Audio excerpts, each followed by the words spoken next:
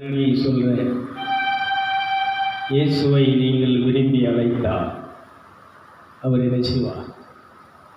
அவரே சொல்லுகிறார், நீங்கள் என் நண்பர்கள், சிநேகிதர்கள். கடவுள்னா என்னை அந்நியப்படுத்துகிற மாதிரி இருக்குது. ஆண்டவரே சொல்லி என்னை என்ன செஞ்சிட்டீங்க, வர முடியாது, நெருங்க முடியாதுன்னு சொல்லி என்ன செஞ்சிட்டீங்க, தூரத்தில் இருக்கிறீங்க. அதனால் ரெண்டு விஷயத்தையும் சொல்கிறாரு, ஆசீர்வாதத்தையும் வச்சுருக்கிறேன், சாபத்தையும் வச்சுருக்கிறேன், மரணத்தையும் வச்சுருக்கிறேன், ஜீவனையும் வச்சுருக்கிறேன், செழிப்பையும் வச்சுருக்கிறேன், வறட்சியும் வச்சுருக்கிறேன். எது வேணுமோ நீ தேர்ந்தது, எது உனக்கு வேணுங்கிறத நீ தான் முடிவெடுக்கணும். இதான் ப்ரேயர். அதனால் ஏதோ ஒரு சாதாரண ஒரு கிறிஸ்தவனா சும்மா கோயிலுக்கு போனோம், கூட்டத்துக்கு போனோம், ஏதோ உலக காரியங்களுக்கு, எம்மைக்குரிய காரியங்களுக்காக ஜெபம் பண்ணோங்கிறது அல்ல. நீ அவரோடு இணைந்து அவரோடு சேர்ந்து நீ யுத்தம் செய்ய வேண்டும். யுத்தம் இல்லாமல் கிறிஸ்தவ வாழ்க்கை கிடையாது, ஆன்மீக வாழ்க்கை கிடையாது. இப்போ ஒரு சட்டம் போட்டுடுறாங்க, மதம் மாற்றம். மதம் மாறினவங்களுக்கு, இந்துக்கள் மதம் மாறினது அவங்களுக்கு சலுகை கிடையாது.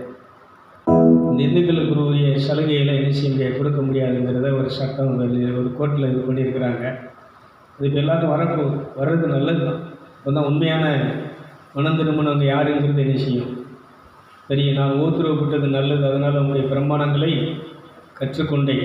அதனால் எனக்கு அன்பானவர்களே, உண்மையான இந்த கிறிஸ்தவ ஜீவியம் என்பது, இந்த உலகம் நல்லா இருக்குன்னா அது மனம் திரும்பி மதந்திரம். அவங்க போட சட்டம் சேரலாம், மதம் மாறி இருக்கிறாங்களே தவிர இன்னும் மனம் என்ன செய்யலை, மதம் மாறி இருக்கிறாங்க. இந்துக்கள் கிறிஸ்தவ மதத்துக்கு வர்றாங்க. இதை பரலோகமே விரும்பலை. அவர் பரலோகம் என்ன விரும்புன்னு சொன்னால், மனம் திரும்புங்கள், நற்செய்தியை நம்புங்கள், அப்பொழுது நீங்கள் இந்த பூமியில் என்ன செய்வீர்கள், முக்தி அடைவீர்கள், ரட்சிக்கப்படுவீர்கள்.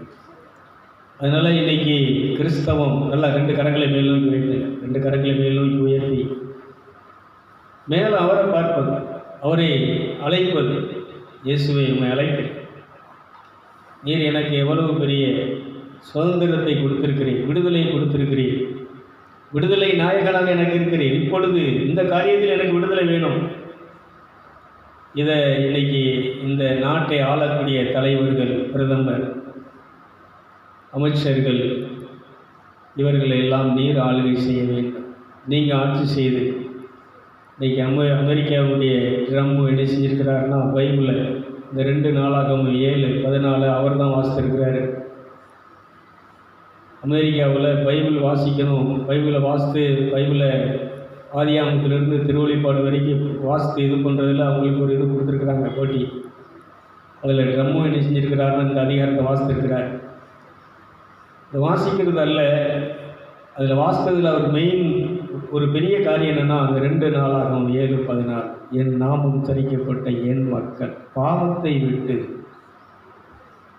உணர்ந்திருப்பதுன்னா என்ன, கடவுளை விட்டு பிரிந்து வாழுகிற வாழ்க்கையை விட்டு, இனியும் நீங்கள் இல்லாமல் எனக்கு வாழ்க்கை இல்லைப்பா, உண்மை பிரிந்து என்னால் என்ன செய்ய முடியாது, வாழ முடியாது. அப்படி ஒரு வாழ்க்கை எனக்கு வேண்டாம்.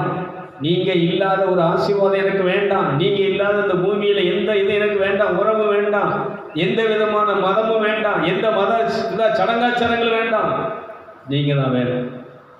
ஏன்னா எனக்காக இந்த உலகத்தில் வந்தது நீங்கள் தான், எனக்காக மரித்தது நீங்கள் தான், எனக்காக இருந்து சிந்தனது நீங்கள் தான், பாவியாகி என்னை பத்தினியாக்கினது நீங்கள் தான். ஒரு கைதிட்டுகள் அந்த இயேசுக்கு நல்ல கரங்களை தட்டி, துன்மார்க்கமான என்ன நல்லவனா நீதிமானா மாற்றுறது நீங்கள் தான். அப்படி அவரை கூப்பிடுங்க, கரங்களை உயர்த்தி இப்போ கூப்பிடுங்க. இறைவனிடம் கையேறுங்கள். அவர் இல்லை என்று சொல்லுவதில்லை, இல்லை என்று சொல்லும் மனம் இல்லாதவர், ஈடு இணை இல்லாத கருணையுள்ளவர், கருணாமூர்த்தி. அதனால தான் இந்த இயேசுவை நான் என்ன செஞ்சுட்டு இருக்கிறேன், இந்த இயேசுவை ஏற்றுக்கொள்கிறத, இயேசுவோடு இணைகிறத இந்த உலகத்தில் எந்த சக்தியும் தடுக்க முடியாது. இதை யோசிப்பு பார்வோன் அரசனிடத்திலே சொல்லுவார், ஏய் பார்வோனே, நீ நாட்டுக்கு வேணா அரசனாக இருக்கலாம், இந்த நாட்டு மக்கள் வேணா உன்னை என்ன செய்யலாம், அரசனாக என்ன செய்யலாம், உன்னை வணங்கி நீ சொல்கிறதை கேட்டுட்டு இருக்கலாம். ஆனால் எனக்கு அரசன் என்னுடைய கடவுள். பார்வோனை கடவுளாக இந்த மக்கள் நினைக்கலாம், ஆனால் எனக்கு கடவுள், உன்னை என்னை படைத்தவர் தான் கடவுள். அவரை வணங்குகிற தொழுது கொள்கிற நான் உன்னை வணங்க மாட்டேன், தொழுது கொள்ள மாட்டேன். தொழுகை உன்னை உயர்த்தும். இப்பொழுது தலைக்கு மேல் கரங்களை உயர்த்தி கரங்களை கூப்பி அந்த இறைவனுக்கு முன்பாக தலை வணங்கி, உன்னை நேசிக்கிறேன் அப்பா, உண்மை அன்பு செய்கிறேன், உண்மை நேசிக்கிறேன் அப்படின்னு இருதயத்திலிருந்து அப்படி நான் சொல்லுவோமா? தியானம் என்பது என்னவென்றால், என்னை புனிதனாக்கும்படி, என்னை பத்தினியாக்கும்படி உங்கள் இரத்தம் இருக்கிறது, எனக்காக பரிதி பேசி கொண்டிருக்கிறது. என்னுடைய பாவத்தையும் சாபத்தையும் நீக்கி, பாவமாகிய அந்த உடையை நீர் களைந்து, சாபமாகிய அந்த சங்கிலியை நீர் அறுத்து என்னை விடுதலை செய்த உங்கள் இரத்தத்தை, உங்களை நான் இப்பொழுது என் சிந்தையிலே நிறுத்துகிறேன், என் இருதயத்திலே நிறுத்துகிறேன் என்று அப்படி நீங்கள் இருதயத்திலிருந்து அவரோடு பேச ஆரம்பிங்க. சங்கீதம் 109:17 சொல்லுகிறது, அவர்கள் சாபத்தை விரும்பி அவர்கள் ஆசீர்வாதத்தை வெறுத்தார்கள், தேவனை விட்டு விலகி தூரத்துக்கு போனார்கள். இதுதான் சாபம்.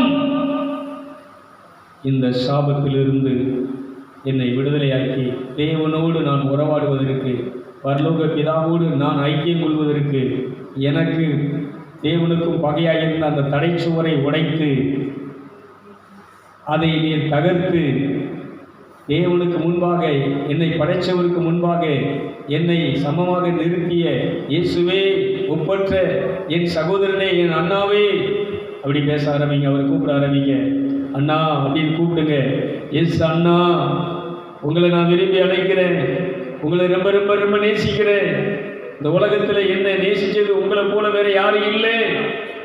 என்னை நேசித்தபடியினால், என்னை அன்பு செய்தபடியினால் நீர் மனிதனாக அவதரித்தீரையா, நீர் மனிதனாக இந்த பூமியிலே பாடுபட்டீர், நீர் மரித்தீர், நீர் இரத்தம் சிந்தினீர், 3 ஆண்டுகளிலே தொங்கினீர். இதை என் சிந்தையிலே நிறுத்துகிறேன். இதுதான் தியானம். இதை தியானிக்கும் போது உனக்கு அனல் மூலம், இதை தியானிக்கும் போது உனக்குள்ளே அக்கினி பற்றி எரியும், இதை தியானிக்கும் போது பரிசுத்த நெருப்பு உனக்குள்ளே இறங்கும்.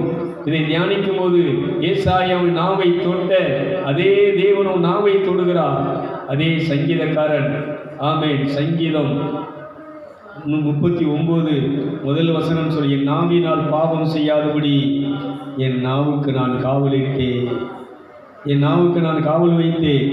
இந்த நாவு இயேசுவை, தேவனை, படைத்தவரை மட்டும் துதிக்கிற, அவரை தியானிக்கின்ற, அவரை பற்றி பேசுகின்ற, அவரோடு உறவாடுகின்ற நாவாக என் நாவுக்கு நான் காவல் வைத்தேன். ரீமானா கரபு சல்வியா. Thank you father. இப்பொழுது தியானத்தில் இருந்து அப்படியே தேவனோடு நீங்கள் பேச ஆரம்பிங்க, தேவனோடு உறவாட ஆரம்பிங்க, தேவனோடு ஜெபிக்க ஆரம்பிங்க. இப்பொழுது நீ சும்மா நிற்கிற நேரம் அல்ல. உன் ஆவி இறைவனோடு உறவாடட்டும், உன் ஆவி தேவனோடு இப்பொழுது சஞ்சரிக்கட்டும். நான் என் இதயத்திலே நான் தியானிக்கையில் என் இதயம் அனல் மூண்டது, என் இதயம் அக்கினி மூண்டது. நான் தியானம் பண்ணும்போது எனக்குள்ளே அக்கினி பற்றி எரிந்தது. அப்பொழுது என் ஆவியினால் விண்ணப்பம் செய்ய ஆரம்பித்தேன். நீ ஜெபம் பண்ணுறதுக்கு முன்னாடி தியானம் பண்ணு.